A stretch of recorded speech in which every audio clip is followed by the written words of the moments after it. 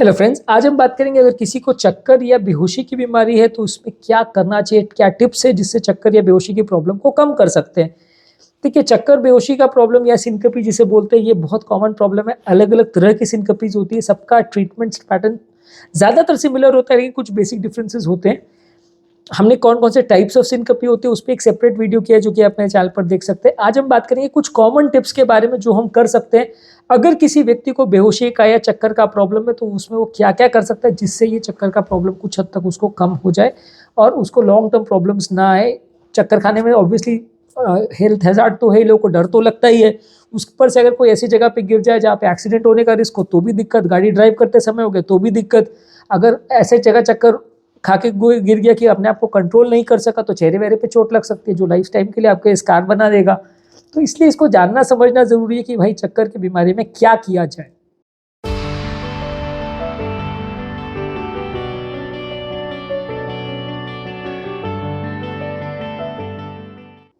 तो आते हैं टिप्स पर। सबसे इंपॉर्टेंट चीज़ है जो कि रिलेवेंट है हर चक्कर की प्रॉब्लम के लिए, कि बॉडी को डिहाइड्रेट मत होने दीजिए। ज़्यादातर सारे चक्कर की प्रॉब्लम होती डिहाइड्रेशन की वजह से, या अगर कारण कुछ और भी हो तो बढ़ जाती है डिहाइड्रेशन की वजह से। तो बॉडी का इफेक्टिव ब्लड वॉल्यूम जो है वो कम नहीं होना चाहिए। ज़्यादा से ज़्यादा मात्रा में पानी लीजिए। मैं ऐसा नहीं कह रहा हूँ कि 10 लीटर पानी पी लीजिए। दिन भर में कम से कम 2 से 3 लीटर पानी या लगभग 8 से 10 ग्लास पानी आपको दिन भर में लेना चाहिए। ये लेने से आपको कंपेरेटिवली बीपी सडनली ड्रॉप होने का प्रॉब्लम या चक्कर होने का प्रॉब्लम काफ़ी हद तक कम हो जाएगा।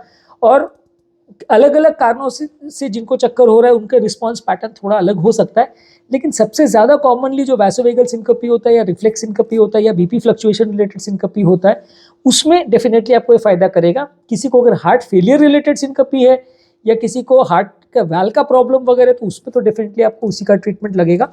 लेकिन अगर किसी को बीपी फ्लक्चुएशन की वजह से है तो ये आपकी मदद करेगा। इसके अलावा आप नमक भी ज़्यादा लीजिए, क्योंकि ज़्यादातर बॉडी का ऑस्मोटिक प्रेशर बढ़ाने में सोडियम क्लोराइड आपकी हेल्प करता है। तो अगर आपका बीपी लो हो रहा है तो सोडियम क्लोराइड एकमात्र चीज़ है जो आपका बीपी को मेंटेन करने में मदद करेगा।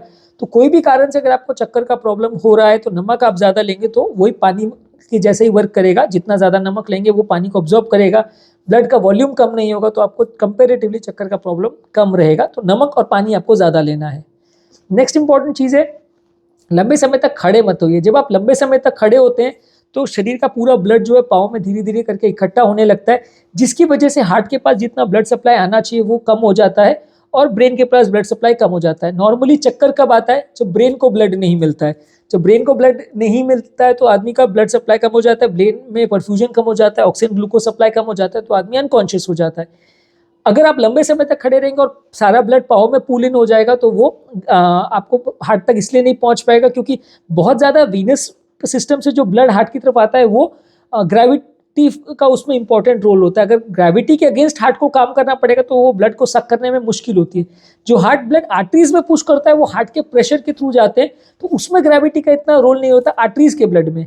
लेकिन जो वेन के थ्रू हार्ट के पास रिवर्स ब्लड आता है, जो डीऑक्सीनेटेड ब्लड आता है, उसमें सक्शन का इतना प्रेशर नहीं होता और हार्ट के पंपिंग से वो उतना रिलेटेड नहीं होता।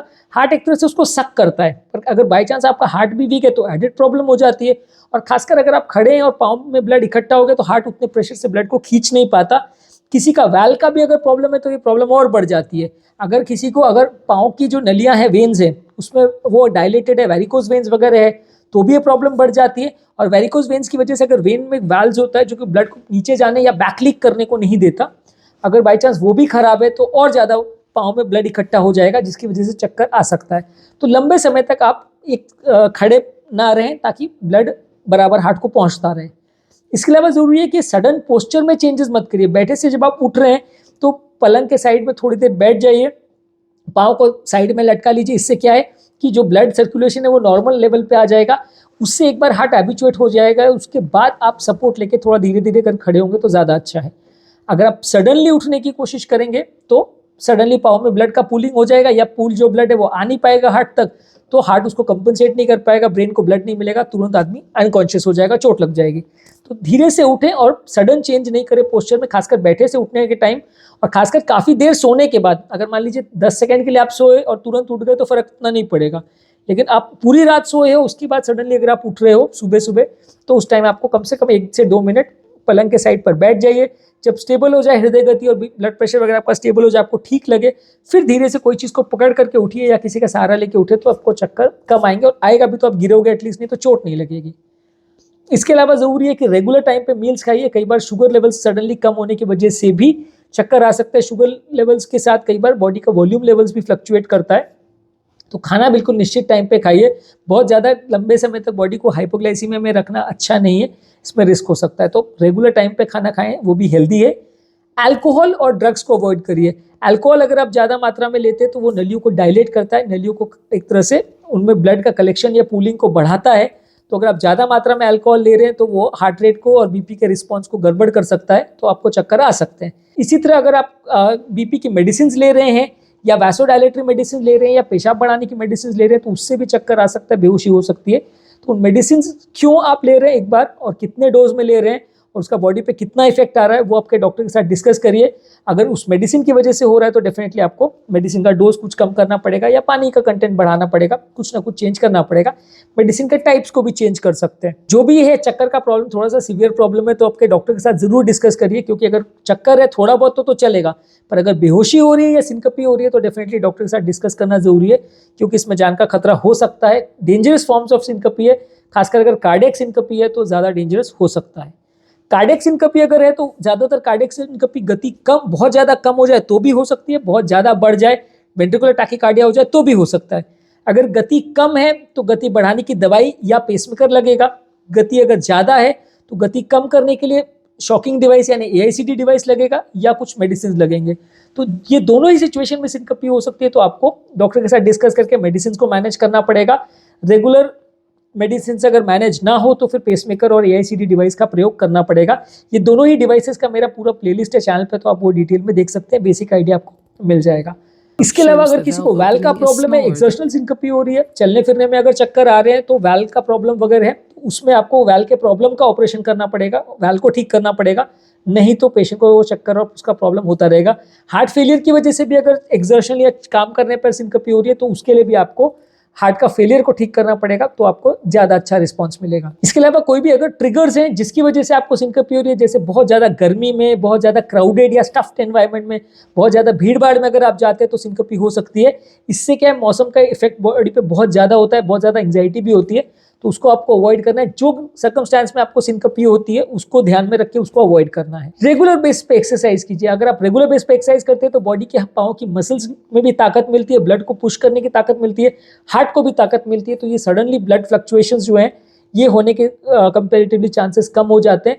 तो आपको सिनकपी या इस तरह के सिम्टम्स होने के चांस को काफ़ी हद तक कंट्रोल मिल जाएगा आप डेली एक्सरसाइज करते हैं अगर तो। इसके अलावा अगर बहुत पाँव में ब्लड का कंजेशन हो रहा है, बहुत ज़्यादा ब्लड इकट्ठा हो रहा है, तो उसमें आप कंप्रेशन स्टॉकिंग्स पहन सकते हैं। बहुत टाइट मोजे या स्टॉकिंग्स आते हैं जिसको लंबे समय तक अगर आप पाँव में पहनते हैं तो ये पाँव में ब्लड इकट्ठा होने नहीं देते, वहाँ जगह नहीं होने देते, तो ये ब्लड हार्ट की तरफ पुश होता है, तो आपके हार्ट को कभी भी डिहाइड्रेशन नहीं होगा, तो इफेक्टिव वैस्कुलर वॉल्यूम जो है या नलियों में जो वॉल्यूम है वो मेंटेन रहेगा, तो सिनकपी या बेहोशी होने का चांस कम होगा।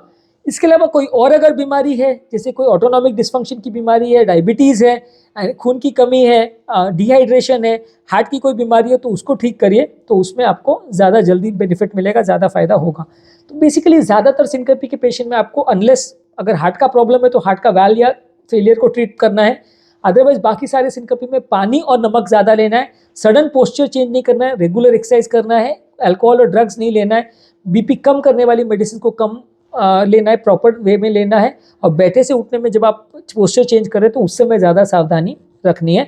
कंप्रेशन स्टॉकिंग्स या प्रेशर पाँव की बढ़ाने वाले मोजे आप यूज़ कर सकते हो। यदि इस टॉपिक को संबंधित आपकी कोई कमेंट्स, क्वेरी, सजेशन है, कोई और टॉपिक्स पर आप चाहते हो वीडियोस बनाएं, कोई पेशेंट रिलेटेड क्वेरीज है तो नीचे कमेंट सेक्शन में उनके बारे में बताइए, हम उन्हें कवर करने का प्रयास करेंगे। अंत में मैं डॉक्टर नवीन अग्रवाल तहे दिल से आपका शुक्रिया अदा करूँगा कि आपने इस टॉपिक को एंड तक देखा। जो लोग हमारे चैनल पर नए हैं उन्हें रिक्वेस्ट करूँगा कि चैनल को सब्सक्राइब करें। ऐसा करने से चैनल को कंटिन्यू करने के लिए हमें मोटिवेशन और इंस्पिरेशन मिलती है। जब भी हम कोई नया कंटेंट अपलोड करते हैं तो उसका नोटिफिकेशन आपको तुरंत मिल जाता है, आप तुरंत उसे देख सकते हैं, उसका बेनिफिट ले सकते हैं।